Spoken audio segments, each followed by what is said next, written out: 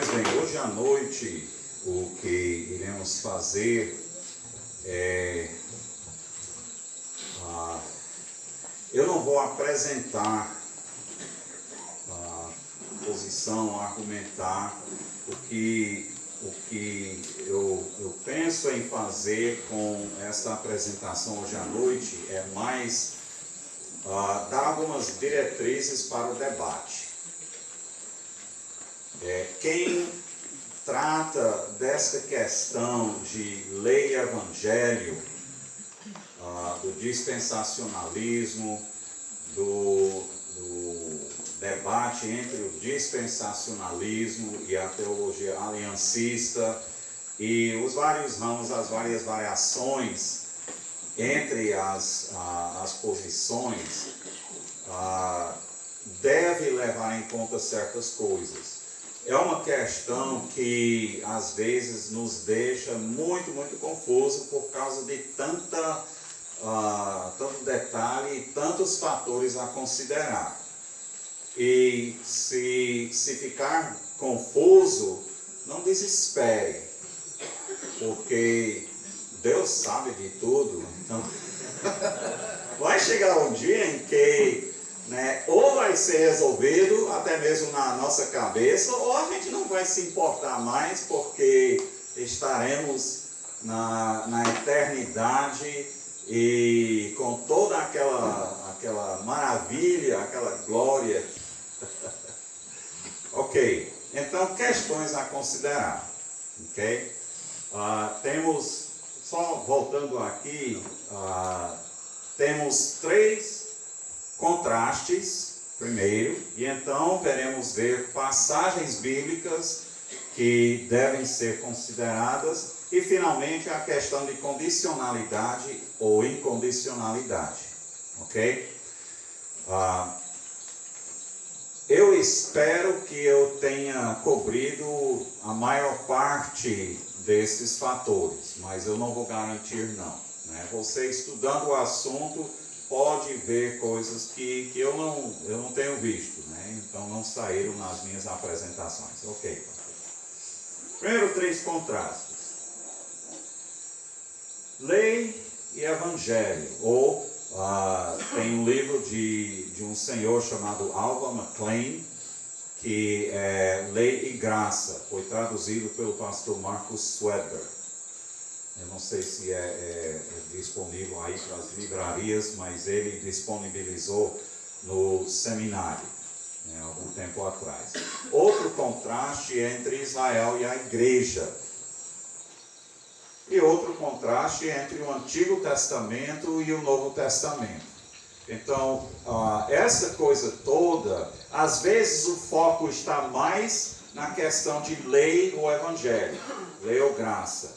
Às vezes a questão está mais focalizada entre Israel ou a igreja. E em outros casos isso é do Antigo Testamento, isso é do Novo Testamento. Ok? Prosseguindo, vamos considerar primeiro o primeiro contraste.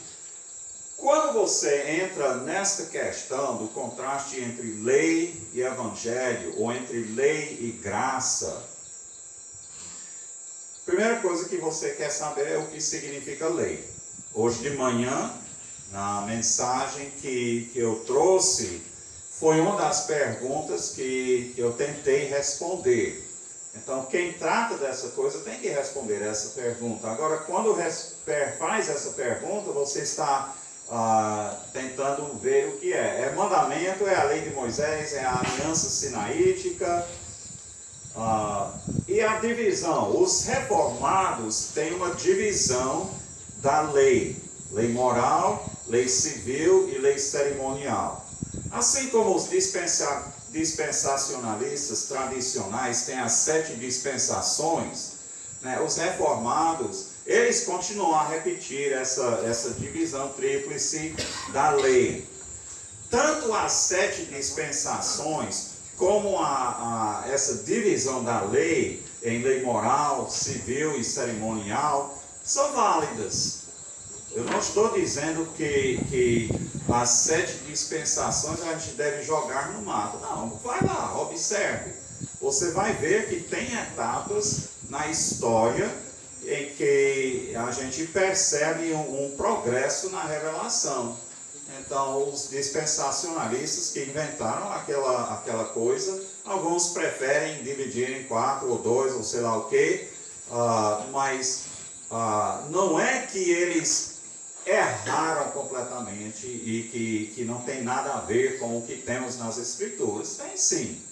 Não vai explicar tudo, tem problemas com aquela explicação. E da mesma forma, essa divisão de lei moral, lei civil e lei cerimonial, muitas vezes o reformado vai dizer que, quer dizer, o reformado tradicional, ele vai dizer que a lei cerimonial, a lei civil, faz parte da antiga aliança, mas na nova aliança a lei moral continua.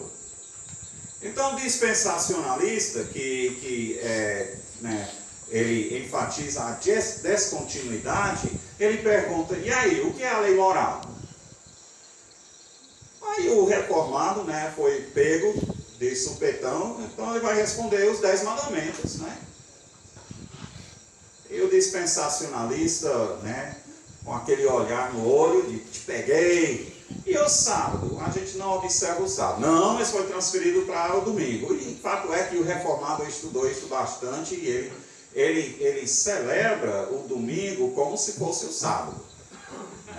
Hoje em dia, os comerciantes e as pessoas também deixaram essas práticas para trás. Mas era uma vez, e talvez ainda tenha locais onde essa teologia predomina, que a comunidade não permite comércio no domingo. Esse negócio batista, alguns batistas, eu não sei de vocês, mas alguns batistas, você vai para a igreja de manhã no domingo, então domingo é o almoço, É um almoço que é mais descontraído, você não vai ter que correr logo para o trabalho, e geralmente junta a família. O que é que faz? Muitos batistas vão correr para um restaurante, Assim, mamãe não precisa se preocupar em arrumar o almoço. E lá nos Estados Unidos, aí é que faz mesmo. Agora, os reformados, seus carnais, que negócio é isso? Você ir para um comércio no domingo? Então, eles estão observando isso. Mas o dispensacionalista, então, pergunta para o reformado, agora Jesus disse que o primeiro mandamento é amarás ao Senhor teu Deus com todo o teu coração, toda a tua alma e toda a tua força. E cadê isso? Você nem mencionou. E ele disse que o segundo mandamento, amarás ao teu próximo como a ti mesmo. E Paulo também acrescentou que quem guarda isso, guardou toda a lei. É mesmo. Então, quando tentam dividir isso aqui, essa parte é a lei moral, essa parte é a lei civil, essa parte é a lei cerimonial, sempre vai tropeçar. É uma ênfase. A gente pode notar, os 10 mandamentos, a ênfase é moral. Mas não quer dizer que é exclusivamente moral, porque tem o sábado aí que tem cerimônia e tudo. Você lê Ezequiel capítulo 18, que apresenta a responsabilidade individual diante de Deus. Ele vai apresentar 3 gerações. Uma pessoa, um pai bom, que ele faz as coisas corretas, e o filho que abandona os caminhos do pai. Tudo que o pai faz, ele não faz, e tudo que o pai recusava fazer, ele faz. E então, o neto, que ele é que recusa os caminhos do pai, e volta aos caminhos da justiça. Agora, na lista de práticas que o profeta Ezequiel coloca, ele não faz distinção nenhuma. Ele tem coisa moral, tem coisa cerimonial, é tudo junto. E o dispensacionalista diz, olha, você está fazendo essa divisão, isso continua, isso não continua, mas aqui em Ezequiel ele não faz distinção nenhuma. E aí, você está interpretando corretamente? Então, essas coisas, sim, elas vão explicar, nos ajudar a entender, talvez melhor dizendo, algumas coisas. Mas não vamos pensar que isso resumiu tudo. Por que não? Continuando aqui. O que significa Torá? E como é usado na Bíblia hebraica? Okay? Eu assim, falei rapidinho hoje de manhã, mas é muito importante isto. Uma coisa que é importante entender, Torá, a tradução tradicional é lei, mas fato é que a palavra Torá tem mais a ver com instrução e direção. Então, Deus não está nos dando uma lista de regras para a gente cumprir, uma lei, né? Ele está nos instruindo no caminho em que a gente deve andar. E quando temos essa visão da lei, é semelhante ao que o sábio faz com seu discípulo lá no livro de Provérbios. E eu acredito que todos aqui têm usado vários versículos e trechos do livro de Provérbios em sua vida diária. Mas esse é o conceito da palavra Torá. Inclusive a palavra Torá ocorre muitas vezes: não esqueças da instrução do teu pai ou da tua mãe. Né? A Torá, a lei do teu pai e da tua mãe. Okay? Continuando aqui. Deus assim permitiu que os tradutores, quando eles prepararam a tradução grega da Bíblia hebraica, eles escolheram a palavra nomos para traduzir Torá. Nomos não tem exatamente o mesmo significado que Torá. Nomos é mais a ideia de lei. Só que, quando a gente chega no Novo Testamento, ninguém fez uma correção. Olha, aqueles tradutores que prepararam a Septuaginta, eles erraram na palavra. A gente deve usar essa palavra. Eu nem sei o que seria a palavra para instrução em grego, né? O meu grego não é essas coisas todas. Eles não corrigiram, eles simplesmente continuaram. Agora, eu não sei de você, mas eu acredito na soberania de Deus.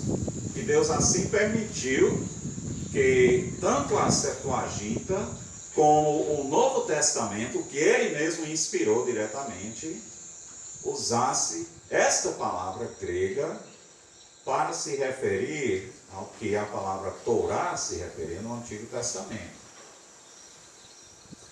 Então, qual o significado disso? Qual o impacto? Procuramos entender o que é esta palavra nomos. Ok? Continuando. Ok, tratamos de lei. Agora vamos para evangelho. O que é evangelho? Boas novas de quê? Né? Alguns têm falado que as boas novas que Noé pregou foi: entra aqui na arca e você vai escapar do grande dilúvio. Aí as boas novas. Quem prestou atenção entrou e escapou. Okay? E o reformado aliancista, ele pega no pé: rapaz, que evangelho é isso? Agora, precisamos primeiro lembrar que evangelho, a palavra significa boas novas. Você recebeu boa notícia, você recebeu o evangelho. Não é o evangelho necessariamente, mas você recebeu o evangelho, você recebeu algo bom, uma notícia boa. E o evangelho não é só você é pecador, Jesus Cristo morreu pelo pecador, arrepende-se do seu pecado e aceite Jesus Cristo como seu Salvador. Sim, senhor. Você aceitou o evangelho. Amém, amém. Não vamos limitar o conceito de evangelho na Bíblia para essa metodologia de pregar o evangelho que muitas vezes é usada. Ok?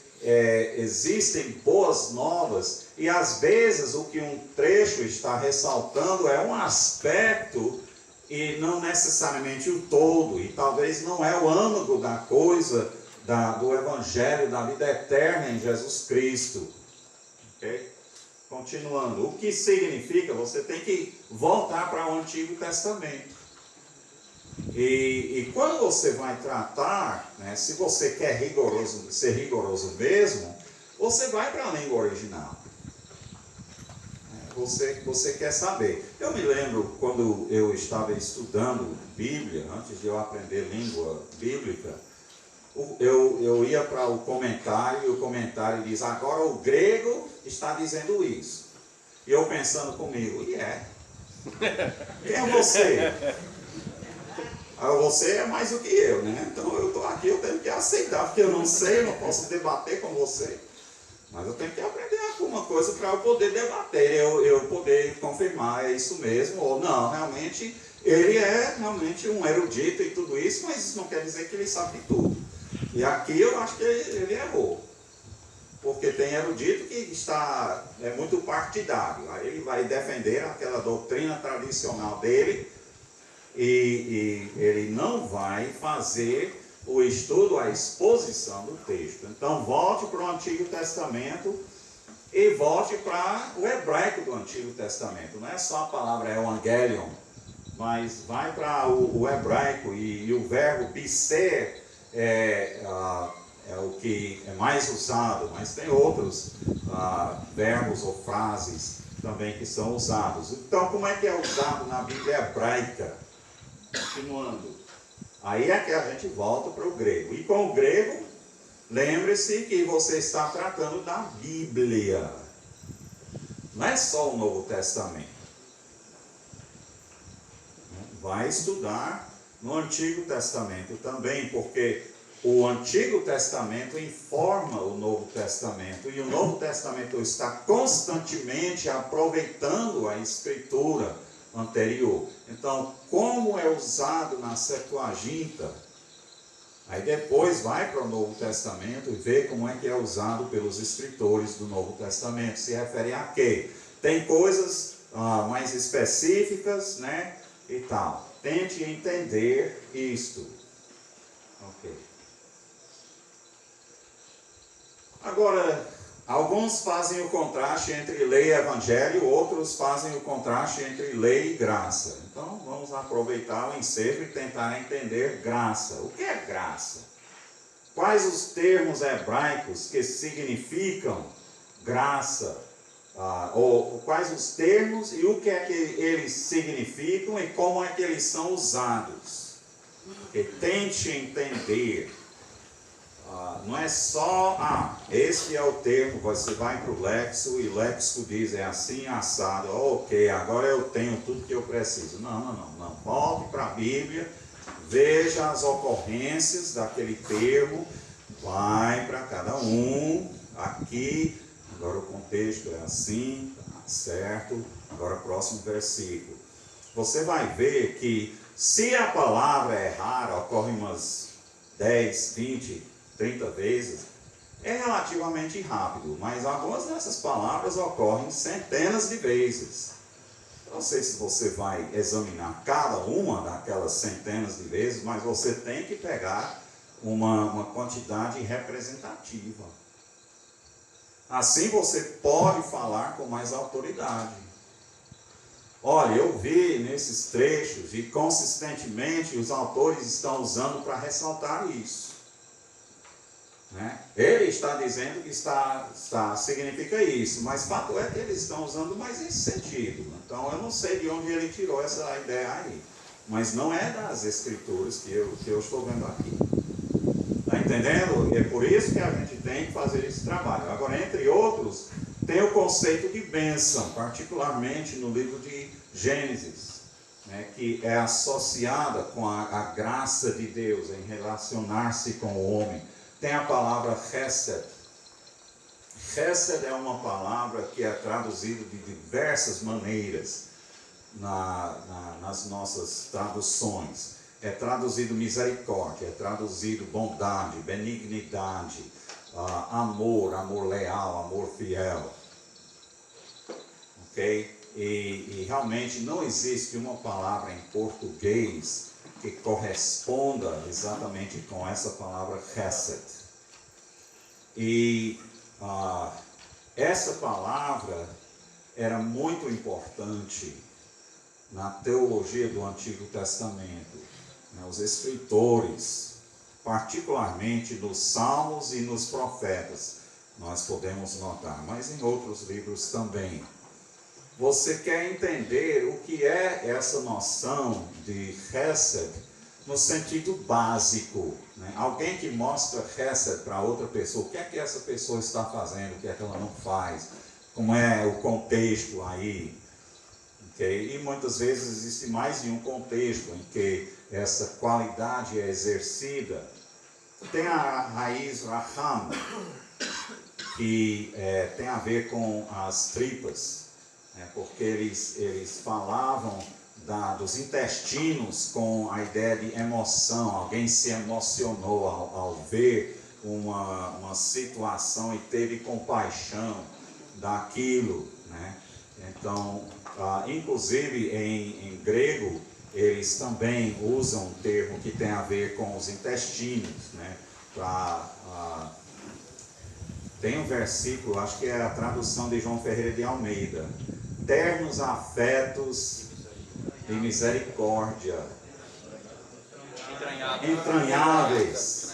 Por que entranháveis? Ficaram todos entranhados aí, mas é porque o termo grego está ligado, né? É cognato do termo para as entranhas, ok?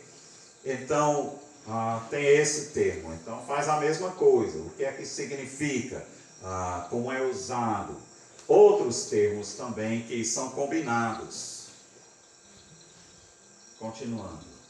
Quais os termos gregos? E a mesma coisa. O que é que significa? Como é que são usados na Septuaginta, no Novo Testamento? Termos que eu tenho visto é a palavra charis, né? Aquele CH, não se engane, não é charis ou charis, é charis, ok?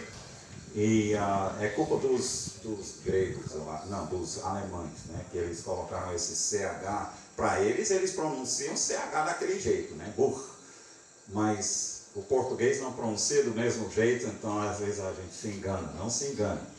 Eleos, que é misericórdia, né? Charis é graça. Essa é a palavra graça. Toda vez que você vê graça, provavelmente essa é a palavra grega naquele versículo. E palavras combinadas com essas, né? O que é que significam? Qual a abrangência de sentidos que aquela palavra tem? Não quer dizer que em toda ocorrência tem todo esse leque de significado. Não. Geralmente um contexto vai especificar exatamente o que ele quer dizer naquele contexto. Então, por isso que tem que ver também o uso. Okay? Tem certas palavras que, certa vez, um dos participantes da Semana de Música, que esse ano ele foi um dos regentes, né, que ele tem crescido, e ele é produto da Semana de Música. Mas anos atrás, quando ele ainda era garoto, né, alguém tirou uma foto dele, que o jeito que aquela foto saiu foi bom demais, e foi usado uns 2 ou 3 anos em propagandas para a Semana de Música Sacra do seminário. E eu conversando com alguém, eu disse, ele virou menino propaganda.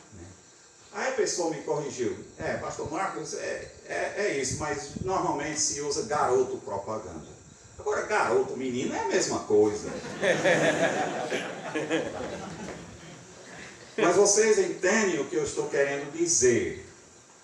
No uso, a cultura vai escolher um termo para determinado uso e às vezes determinado significado. Então, não é diferente com esses termos teológicos. Nós queremos entender o uso, ok? Continuando. Vemos lei, evangelho e graça. Agora, temos que fazer a pergunta: existe evangelho na lei? Existe lei no evangelho? A distinção luterana, sabe o que é? Em qualquer lugar da Bíblia onde Deus faz uma exigência, isso aí é lei. E qualquer lugar na Bíblia onde Deus faz uma promessa, isso é evangelho. Lutero, Martinho Lutero é que colocou essa distinção. Então, para ele não é Antigo Testamento, Novo Testamento, não tem nada a ver com isso. Em qualquer lugar onde Deus faz uma cobrança, é lei. E onde Deus faz uma promessa, é evangelho. Então, já isso introduz algumas outras coisas nessa questão toda, né? Isso é válido? Ele tinha razão com isso? Será que vamos optar para essa distinção de Lutero e deixar esse debate entre os reformados e os dispensacionalistas? Né? Só que eles não deixam não, eles continuam a debater. Continuando. Evangelho na lei. Pedro citou Salmo 16, versículos 7 a 11, né, alguma parte disso aí, em relação à ressurreição de Jesus Cristo, que é tudo a ver com o Evangelho. Isso está no Antigo Testamento. Salmos 23, versículo 6, diz: habitarei eternamente, né? Estarei eternamente na casa de Deus para sempre, né? Isso aí é coisa boa, é evangelho, é coisa que a gente quer ouvir lá no Antigo Testamento. Salmo 32, que Paulo cita em Romanos 4, Davi falando do perdão, né? Ele se calou e Deus, a mão de Deus pesava sobre ele, e finalmente ele diz: eu vou confessar o meu pecado. Ele confessou o pecado e ele foi perdoado do seu pecado. Então, esse salmo foi escrito depois, onde ele diz: bem-aventurado tal homem. Né? Isso aí é evangelho. Evangelho. E está lá no Antigo Testamento. Salmo 34, né? Provai o Senhor e vê que Ele é bom. Pedro cita isso.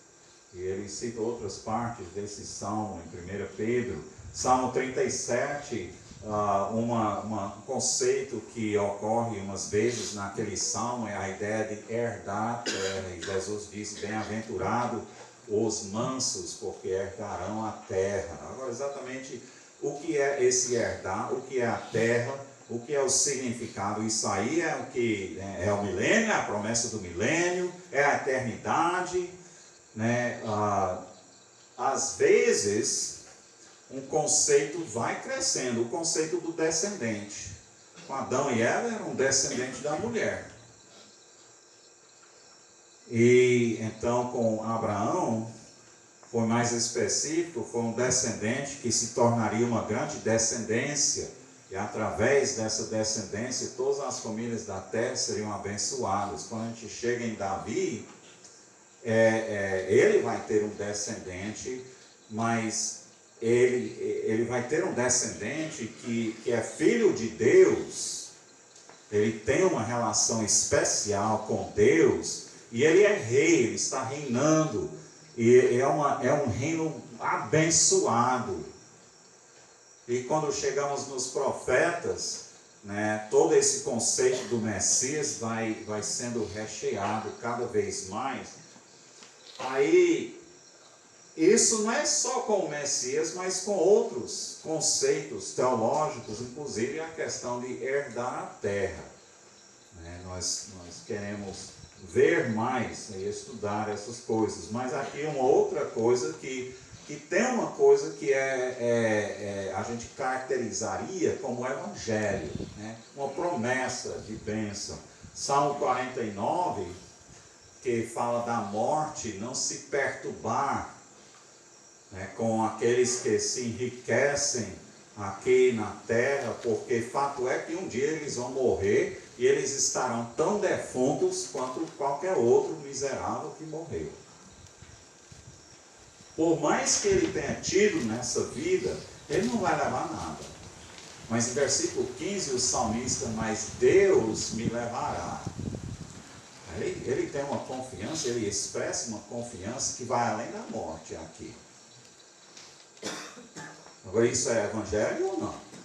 A nossa esperança é justamente que temos algo que é além dessa vida, né? Algo maravilhoso além dessa vida. Ele já tinha lá naquela época. E aí? Antigo Testamento, né? E tem outros também, Salmo 67 é um salmo missionário. Deus nos abençoe para que proclamemos o teu nome, engrandeçamos o teu nome na terra entre as nações. Então todas as nações vão te louvar e o Senhor vai nos abençoar, e aquele ciclo vicioso não, virtuoso continue, né? A coisa fica melhor e melhor e vai rolando para cima. É maravilhoso aquele só está lá no Antigo Testamento. Agora, o que queria dizer naquele contexto, quando ele foi cantado lá no Antigo Testamento? É exatamente o que a gente quer colocar. Né? A gente tem que entender naquele contexto. Né? O dispensacionalista enfatiza isso. Vamos entender o Antigo Testamento à luz do Antigo Testamento primeiro. E então a gente passa para o Novo Testamento e vê o desenvolvimento. E outras coisas aí eu não vou tratar de cada uma. Próxima. Existe lei no Evangelho? Se você comprou aquele livro sobre dízimos e ofertas, eu li uma parte, tive o privilégio de dar uma lida de algumas coisas, e basicamente o argumento dos autores é que sim, existe lei no Evangelho, existem obrigações no Evangelho. A graça de Deus não é eu cruzar os braços, entrar na minha rede e gozar para sempre. A vida cristã não é assim, não. E Tiago, ele pega no pé. Cada vez que eu penso, me dá um tremor. Você crê que Deus é um só, né? Esse é o grande credo do judeu, né? O Shema Israel, Adonai Eloheinu, Adonai Echad. O Senhor nosso Deus é o único Senhor, e amarás o Senhor de todo o teu coração. Você crê nisso? Que você cita isso constantemente. Bem, os demônios também creem. Eles sabem, e eles tremem.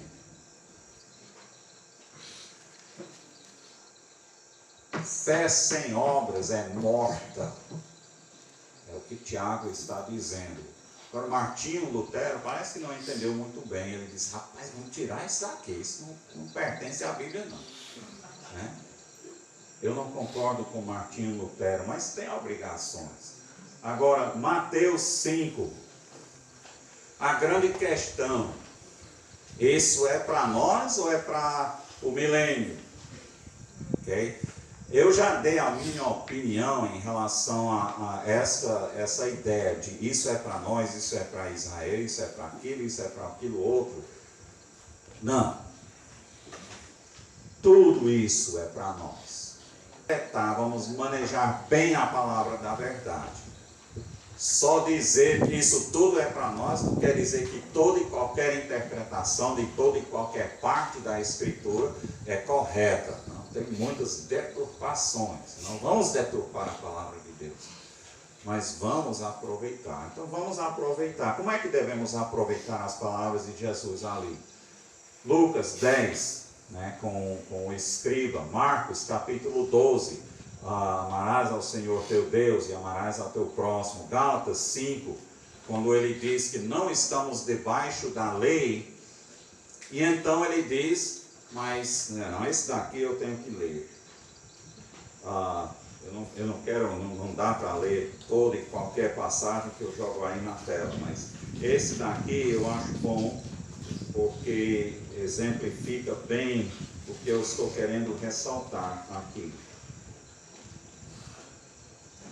Gálatas capítulo 5, versículo 13. Porque vós, irmãos, fostes chamados à liberdade. Porém, não useis a liberdade para dar ocasião à carne. Sede antes servos uns dos outros pelo amor. Ok? Nós fomos chamados à liberdade. Não estamos debaixo da lei. Então, em versículo 14, porque toda a lei se cumpre em um só preceito, a saber, amarás o teu próximo como a ti mesmo. Se vós, porém, vos mordeis e devorais uns aos outros, vede que não sejais mutuamente destruídos. Parece que haviam alguns problemas entre os irmãos gálatas. Mas o que é que Paulo está dizendo? Nós somos chamados à liberdade, então ele diz que toda a lei é resumida naquele mandamento, amarás a teu próximo como a ti mesmo. E ele diz isso como é que, assim, a implicação é que a gente deve fazer isso mesmo, obedecer àquele mandamento. Espera ainda, eu estou livre ou não? Eu tenho que obedecer ou não? Eu estou livre e eu devo obedecer. É o que ele está dizendo. Então, nós temos que entender o que é esse evangelho que está envolvido.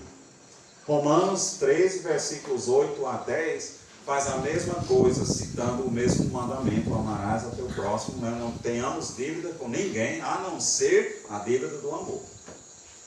1 Timóteo 1, de 3 a 11, e Tiago e essas outras passagens vão nos alertar que graça e evangelho não quer dizer que a gente joga as responsabilidades, joga as obrigações para o ar. Não funciona desse jeito. Então, exatamente como é que é essa lei no evangelho, essas obrigações? Como é que isso funciona? Precisamos entender do jeito que Deus quer que entendamos. Próximo. Existe graça na aliança de Sinai? Aquele velho contraste que o Antigo Testamento é lei, o Novo Testamento é graça. Olha,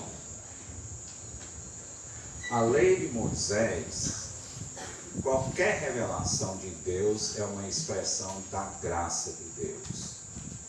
E eu tentei explicar como o crente no Antigo Testamento recebia aquela revelação pela graça, e então ele, exercendo a sua fé naquela graça de Deus, tentava funcionar do jeito que Deus queria que ele fizesse. Ok? Existe graça, sim. Agora, exatamente como é que é mesmo? Como era a salvação no Antigo Testamento? O que significa? Eu não vou entrar nisso não, porque aí não termina nunca, né? O debate com esse versículo vai longe. Continuando. Neemias 9, 29, Ezequiel 20, e esses outros versículos que tratam, eles estão dizendo que o povo de Israel foi muito tolo, muito insensato em recusar estes estatutos, que quem os pratica viverá por eles. Eles estavam rejeitando o caminho da vida para entrar no caminho da morte. É basicamente a ênfase nessas citações. Continuando. Salmo 19, a atitude, né? Eu mencionei hoje de manhã, é a atitude de quem está colocando Levítico, aliás, 18 em prática. Continuando aí. Deuteronômio 4, versículo 1. E outros que enfatizam o princípio de que a obediência leva à vida. Uma grande ênfase no livro de Provérbios, por exemplo, é a questão de aceitar correção, de receber instrução. Essa disposição de receber instrução é uma disposição que leva à vida. E aquele que rejeita instrução, que rejeita a repreensão, ele está escolhendo o caminho da morte. Continuando. Gênesis 3, Gálatas, aliás, 3, 12, Romanos 10, 5, que citam Levítico 18, Atos 15 também. Mateus 19, que tem os seus paralelos aí em Marcos e Lucas. Lucas capítulo 10, a ideia de que aqueles primeiros 3 é o jovem rico, se não me engano, então Lucas 10 é o texto com que começamos hoje de manhã. A questão de obediência leva à vida. Okay? Então, obediência, por um lado, para quem não é pecador, ele está mantendo a sua vida, andando no caminho que é o caminho da vida, mas para o pecador, a sua obediência é uma expressão da sua fé em Deus. Então, Deus diz, ande por aqui e terás vida. Então, ele acredita em Deus e anda por aí. E consegue, então, receber a vida. Continuando aqui. O crente neotestamentário, que não está debaixo da lei, mas sim da graça, está obrigado a cumprir a lei de Moisés, pelo menos em parte. O reformado diz sim. A maioria dos reformados diz que ele está obrigado a cumprir a lei moral. Os outros 2 ficaram para trás, obsoletos com a obra de Jesus Cristo. Agora, existe um ramo reformado chamado teonomista, que estes acreditam, alguns dispensacionalistas radicais dizem que tudo que nós precisamos da lei foi repetido e reforçado no Novo Testamento. Então, o que não foi repetido e reforçado no Novo Testamento fica para trás. Esses teonomistas fazem o contrário. O que não foi revogado no Novo Testamento continua em vigor. Basicamente, a lei cerimonial, ele diz, não, isso ficou para trás com a obra de Cristo. Mas a lei civil, eles são muito envolvidos na política. São pós-milenistas, a ideia de que a igreja vai converter o mundo e então receber o Senhor Jesus Cristo. Ok? Então, eles são muito assim. E ele vai dizer que sim, tanto a lei moral como a lei civil. A gente deve formular leis segundo os princípios que a gente vê na lei de Moisés. Sim, continuando. Se a resposta é sim, então tem que observar tudo, senão quais as partes ainda se aplicam, já tratamos. Se a resposta é não, ok? Você não precisa, não tem obrigação de cumprir a lei. Está completamente isento da lei ou existe outra lei? Por exemplo, alguns dispensacionalistas, ou muitos, não sei exatamente, mas dizem que sim, a lei de Moisés ficou para trás, mas temos a lei de Cristo. Se há outra lei, quais as diferenças entre ela e a lei de Moisés? Um dos meus argumentos, eu estou vendo basicamente a mesma coisa, a ênfase, não estamos interpretando a lei de Moisés de uma maneira legalista e superficial, estamos tentando entender o que os profetas, o que os salmistas enfatizaram, o que o livro de Provérbios enfatiza. Isso aí é uma vida de fé. Então, aquele entendimento da lei é basicamente o que a gente está vendo aqui com a lei de Cristo. Então, não estou vendo que foi tirado um e colocado uma nova. Não. O antigo, o original, continua. Agora, nessa nova coisa, porque chegou o Messias. Então, isso faz diferença, sim. Mas não quer dizer que tudo foi jogado para lá. Ok, vamos para Israel e a igreja. A maior parte é lei e evangelho. Vocês que estão ficando cansados, eu acho que só vai ser mais ou menos 1 hora a mais. Ok, o que é Israel? Exatamente o que é Israel. É uma nação, uma etnia ou é uma religião? E a questão aqui é como é que a Bíblia usa o termo Israel. Como é que é usado no Antigo Testamento? Como é que é usado no Novo Testamento? Quando aparece esse termo, o que é que você entende? que é que o autor está querendo, ele está se referindo a quê? Que o reformado está dizendo que sim, somos Israel, então Israel continua, é claro que sim. Mas ele reinterpreta a palavra. Ele está sendo coerente com as escrituras, o dispensacionalista diz, ele não está. Né? Eu concordo, eu sou dispensacionalista. Nesse ponto, né, esse negócio de que a gente substituiu, eu não vejo nas escrituras de modo nenhum. É igual ao judaísmo, Israel é igual ao judaísmo. O judaísmo é a interpretação da lei dos profetas pelos rabinos e a religião, né, que eles criaram. E tem os seus acertos e os seus erros. Jesus, ele pegou pesado em quem? Os fariseus. E os fariseus é o que eram mais rigorosos em observar a lei de Moisés, o que tinham mais desejo de fazer, e Jesus pegou mais pesado neles, por causa da sua interpretação. Okay? Ele diz em ocasiões que eles estavam substituindo a palavra de Deus para seguir as tradições dos homens, lá em Marcos 7. É uma entidade distinta da nação.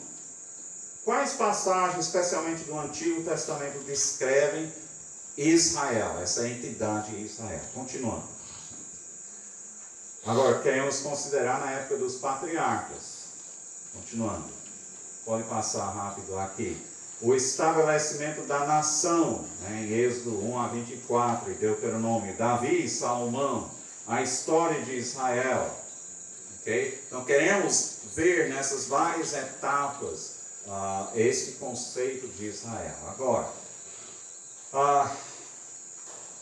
e no Novo Testamento, continua? Qual a sua relação a Cristo? Depois de rejeitar o Messias, continua como povo de Deus? Quais passagens do Novo Testamento tratam de Israel? Okay?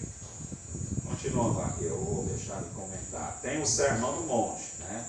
Tem Romanos 9 a 11, importantíssimo, a rejeição de Israel. Hebreus, recipientes da carta, né? O próprio nome indica que essas pessoas eram judeus. Então, como é que devemos entender? Apocalipse, tem um versículo lá em Apocalipse, Jesus mandou João escrever para uma das igrejas. Ele disse que lá tem os que se chamam de circuncisão, mas não são. Sinagoga de Satanás. Quem? Sinagoga de Satanás. Tem a sinagoga de Satanás, rapaz. Ele está acabando com o judaísmo. Aqui ele está dizendo que o título de Israel foi tirado dos judeus e colocado nos cristãos. Né? Alguns vão dizer que é assim, é isso mesmo. Né? E a igreja? O que é a igreja? Não é nação, nenhuma entidade política. Então o que é? Tomou o lugar de Israel. Agora, aqui é importante, porque nesses debates eu noto dois equívocos. Né? As pessoas se enganam nesses dois pontos, que a igreja é o recipiente da nova aliança. Vai lá para Jeremias. Ele diz que farei nova aliança com Israel e Judá. Se disse apenas Israel, seria mais simples. Não, é só reinterpretar Israel e a gente está livre. Mas quando ele diz Israel e Judá, ele está falando dos dois reinos do Antigo Testamento. Aí não tem escapatório, não. A aliança, a nova aliança, é feita com Israel. Agora, sendo assim, a pergunta para nós, né, se entendemos que Jesus instituiu a nova aliança, né, ele disse, esse é o meu sangue da nova aliança, e ele usou uma terminologia muito semelhante ao que Moisés falou lá em Êxodo 24, quando a primeira aliança foi instituída. Aí temos que entender exatamente, então, como é que é essa aliança, cadê Israel nesse negócio aí? Está entendendo? Se bem que as pessoas que estavam ao redor dele, que participaram daquela primeira ceia, teve um gentio no meio deles? Teve não. Certo? Mas aí como é que a coisa funciona mesmo? Porque entraram muitos gentios na igreja. Então, como é que é? Outro engano, outro equívoco aqui é que o contraste entre judeu e gentio nas epístolas, eles entendem como contraste entre Israel e a igreja. Não, pera ainda. Quando Paulo fala lá em Romanos 9 a 11, né, ele está tratando de judeus e gentios dentro da igreja. A igreja lá é o ambiente. A igreja não foi enxertada em Israel, na oliveira de Israel. Os gentios foram enxertados. E a situação em que esse processo se realizou foi a igreja. Então, você lendo, preste atenção a isso, porque eu tenho visto isso acontecer mais de uma vez. Na era da igreja, o israelita salvo entra na igreja. Ok, tudo bem. E depois do arrebatamento? Qual a relação entre Israel e a igreja nos últimos tempos? Eis a questão. Eu não vou usar em dizer muito não, porque é futuro. Se os discípulos erraram tanto, né? Se eles erraram tão terrivelmente, até mesmo depois da ressurreição, e agora que o Senhor vai estabelecer o reino, e o que foi a resposta de Jesus? Não é de sua conta não. Eu tenho algo para vocês fazerem, não se preocupe com isso não. Então eles ainda não estavam entendendo as coisas. Se um Pedro, né, se um João, se um André não entendia as coisas, o que é que um Marcozinho vai fazer, né, para entender o futuro? Eu não vou usar para dizer muito além do que a Escritura diz de maneira relativamente clara, ok? Então, nos últimos tempos, o que é que vai ser? Eu não sei tudo, mas na tribulação e a volta de Cristo, né? Eu estou crente que a gente estará primeiro no tribunal de Cristo, né? Recebendo os galardões e então as bodas do Cordeiro. E então voltaremos gloriosos com Ele, mas no milênio, né? O Novo Testamento diz que reinaremos com Cristo, né? Se não me engano, tem uma referência que aponta para os crentes do Novo Testamento, que incluiria certamente a igreja reinando com Cristo. Então temos alguma participação no governo do milênio. Julgaremos os anjos, Paulo fala em 1 Coríntios 6, né, e a eternidade, né, como é que vai ser, quer dizer, não é tanto responder o que vai ser a relação entre os dois, mas o que a Bíblia diz sobre isso, né? Porque você pode responder por toda e qualquer coisa, mas queremos saber realmente o que Deus diz na sua palavra. Continuando. Antigo Testamento e Novo Testamento. Perguntas semelhantes às de lei e evangelho, né? E nós não precisamos repetir. O Antigo é inferior ao Novo Testamento, ou o Novo Testamento é comentário sobre a Escritura, que é o Antigo Testamento, né?